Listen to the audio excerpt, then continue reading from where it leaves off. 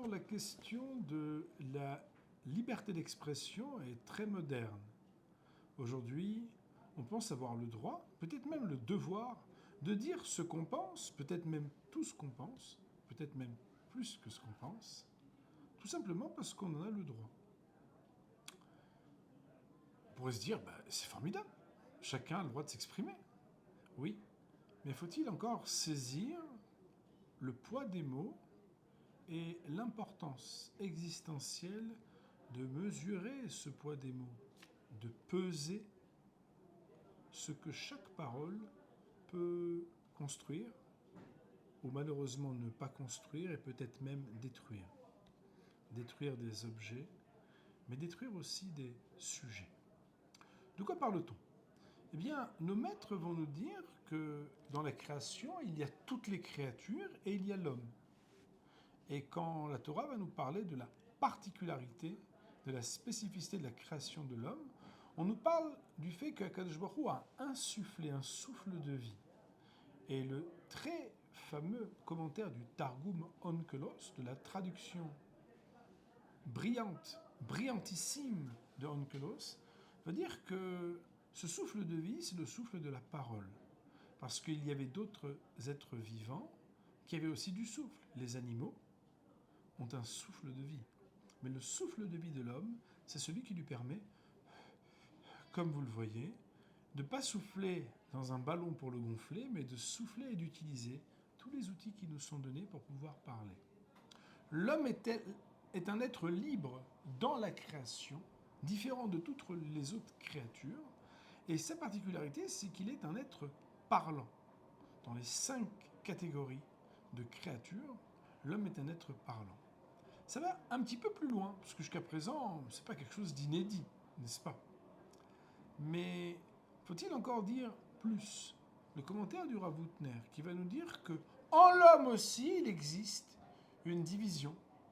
Et oui, dans la théorie des ensembles, les différents ensembles, il y a l'ensemble des créatures avec la créature qui est l'homme, et il y a à l'intérieur de cette créature qui est l'homme, différents membres.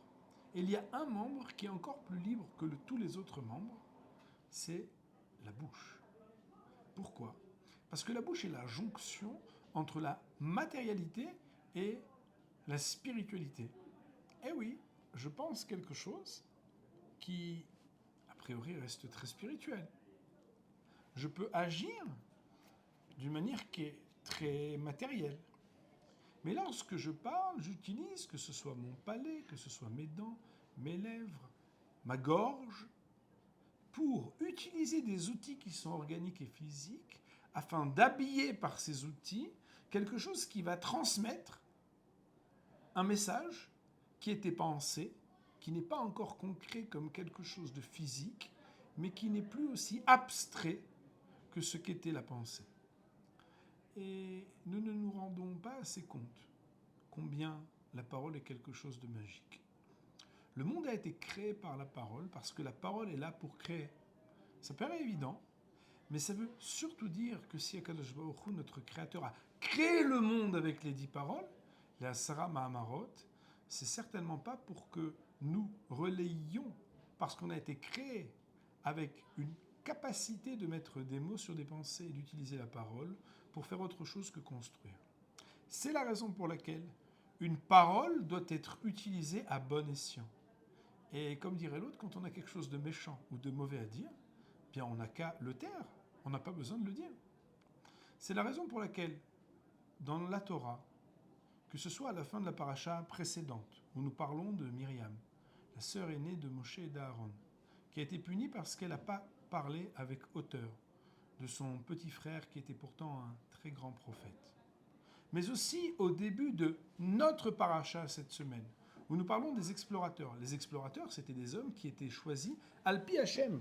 Chacun d'entre eux avait été présenté avec tout son parcours et Akadosh Baruch Hu avait dit « Tu peux le prendre, c'est un bon, très bonne famille, très bonne personne. » Et finalement, le texte va les qualifier de Rechaïm, d'impies.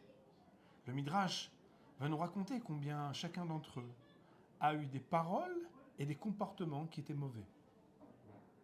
Mais comment ? Ils étaient des tzadikim, des nessim, des gens très pieux, des gens très grands. Oui, mais leurs paroles les a amenés très bas. La liberté d'expression n'est pas le droit de dire tout ce qu'on pense ou qu'on dépense avant d'avoir réfléchi combien cela va construire ou pas construire, ou peut-être même heurter, fragiliser ou médire. Mais la liberté d'expression, c'est savoir se taire quand on n'a pas une parole constructive à dire. Et par contre, bien sûr, d'avoir le droit d'exprimer ses opinions, mais en respectant le projet divin, en respectant les créatures qu'Akadosh Baruch Hu a créées, et en sachant que dans la vie, lorsqu'on n'a rien à dire, il faut surtout savoir que, comme nous disent nos sages, le silence peut être d'or. Shabbat Shalom.